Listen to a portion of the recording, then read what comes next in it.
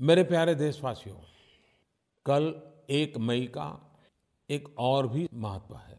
दुनिया के कई भागों में उसे श्रमिक दिवस के रूप में भी मनाया जाता है। और जब श्रमिक दिवस की बात आती है, लेबर की चर्चा होती है, लेबरर्स की चर्चा होती है, तो मुझे बाबा साहब आम्बेडकर की याद आना बहुत स्वाभाविक है। और बहुत कम लोगों को मालूम होगा कि आज श्रमिकों को जो सहूलियतें मिली हैं, जो आदर मिला है, उसके लिए हम बाबा साहब के आभारी हैं। श्रमिकों के कल्याण के लिए बाबा साहब का योगदान अविस्मरणीय है।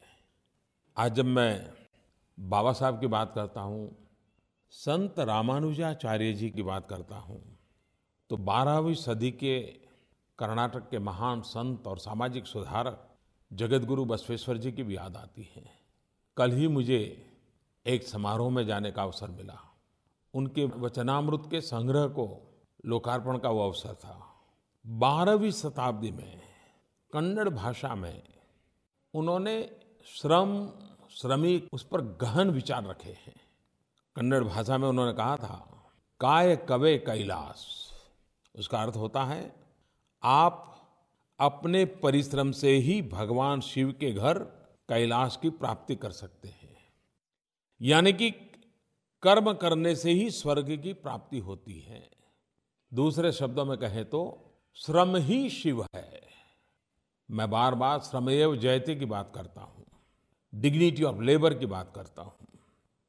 मुझे बराबर याद है, भारतीय मजदूर संघ के जनक और चिंतक, जिन्होंने श्रमिकों के लिए बहुत चिंतन किया, ऐसे श्रीमान दत्तोपंत जी ठेंगड़ी कहा करते थे, एक तरफ माओवाद से प्रेरित के विचार थी कि दुनिया के मजदूर एक हो जाओ, और दत्तोपंत ठेंगड़ी कहते थे, मजदूरों आओ दुनिया को एक करें।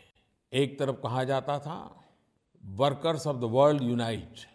भारतीय चिंतन से निकली हुई विचारधारा को लेकर के दत्तोपंत ठेंगड़ी कहा करते थे, वर्कर्स यूनाइट द वर्ल्ड।